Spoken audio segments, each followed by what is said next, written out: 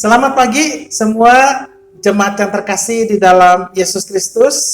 Kiranya kasih Tuhan terus memberikan kita semangat dan memberikan kita kekuatan menjalani kehidupan bersama-sama. Mari kita bersama-sama berdoa.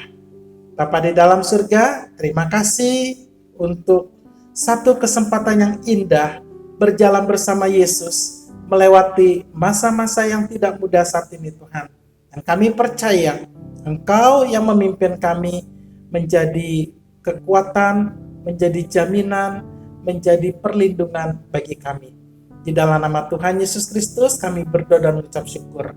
Amin. Teman terkasih, saya rindu untuk kita boleh bersama-sama merenungkan satu tema, yaitu Filipi 2 ayat 2. Ya, dikatakan demikian, karena itu sempurnakanlah sukacitaku ini, dengan ini hendaklah kamu sehati, sepikir, dalam satu kasih, satu jiwa, dan satu tujuan. Ya, beberapa hari yang lalu saya nonton film National Geographic. Ya, saya senang sekali dengan dunia binatang karena dari sana saya juga bisa banyak belajar prinsip-prinsip kehidupan. Ya, nah ada hal yang menarik yaitu tentang angsa. Nah, angsa-angsa di Eropa, di seluruh dunia itu rupanya adalah angsa-angsa yang jenisnya suka bermigrasi, begitu ya. Terutama ketika mengalami pergantian musim untuk mereka mempertahankan siklus dan kelangsungan hidup mereka. Nah, apa yang menarik daripada angsa-angsa ini ya? Nah, rupanya angsa-angsa ini ketika mereka terbang dalam satu kerumunan besar untuk pergi sampai ribuan mil jaraknya melewati antar benua bahkan, begitu ya. Nah, ketika mereka terbang bersama-sama, mereka itu akan membentuk huruf V, begitu ya. Jadi ada pemimpin di depan. Nah, ada yang belakang mengekor, begitu ya. Nah, apa yang menarik begitu?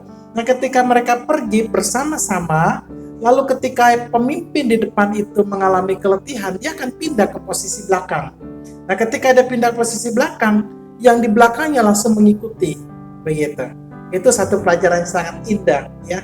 Lalu berikutnya yang kedua adalah yang saya bisa pelajari adalah ketika ada beberapa angsa yang akhirnya mengalami keletihan atau sakit.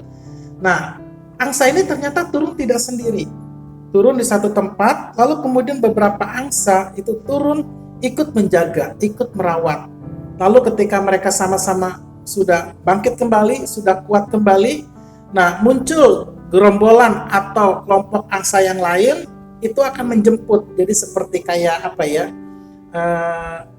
rombongan berikutnya gitu, kloter berikutnya begitu kan ya.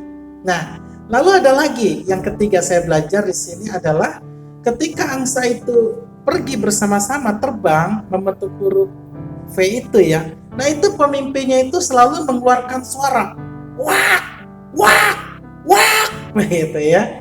Nah, dan suara itu tidak sendiri, langsung di belakang diikuti. Wak, wak, wak. Nah, saya juga bingung ya.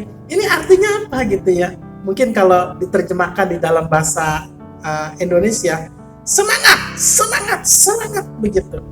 Nah, ketika si pemimpin itu memberikan semangat, yang lain memberikan semangat, dan akhirnya mereka bersama-sama bisa mencapai tujuan, lalu kemudian mencapai satu perkembangan tahap berikutnya, yaitu melahirkan generasi berikutnya.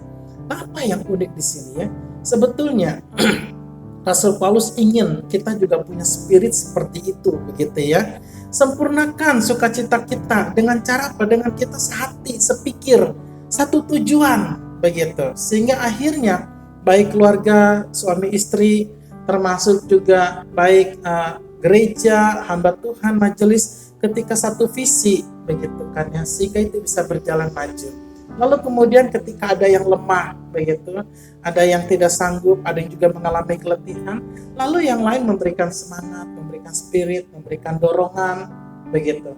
Dan akhirnya ketika bersama-sama mereka terbang atau satu kehidupan gereja ini, yang satu memberikan arahan, yang lain pun memberikan semangat, ayo semangat, semangat begitu. Sehingga akhirnya satu gereja, satu kehidupan, satu kerohanian itu kita bisa maju bersama-sama. Itu sesuatu yang sangat indah.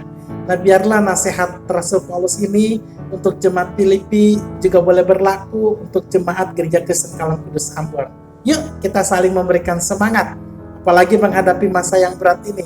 Dengan saling semangat, percaya Tuhan akan berkarunia, berbelas kasihan, dan kita boleh bersama-sama melewati masa yang sulit ini dengan penuh kemenangan iman kita. Kiranya Tuhan memberkati. Mari kita berdoa. Bapa di dalam surga, biarlah Tuhan kami boleh belajar dari firman-Mu. Kami juga boleh belajar dari angsa-angsa di kehidupan alam liar Tuhan. Tetapi mereka begitu sangat berformasi, sangat tertib, dan mereka sangat kompak. Kami rindu Tuhan, keluarga kami menghadapi situasi sulit ini. Gereja kami boleh juga menjadi sebuah satu kehidupan kerohanian yang kompak, yang saling sehati, saling sepikir, saling membangun untuk mencapai satu tujuan bersama. Kiranya semua pengajaran iman Tuhan, firman ini Tuhan, boleh kami terapkan dalam hidup kami hari ini dan sepanjang hari ini. Di dalam nama Tuhan Yesus Kristus kami berdoa dan mengucap syukur. Amin. Shalom semuanya, kiranya Tuhan memberkati kita bersama-sama. Amin.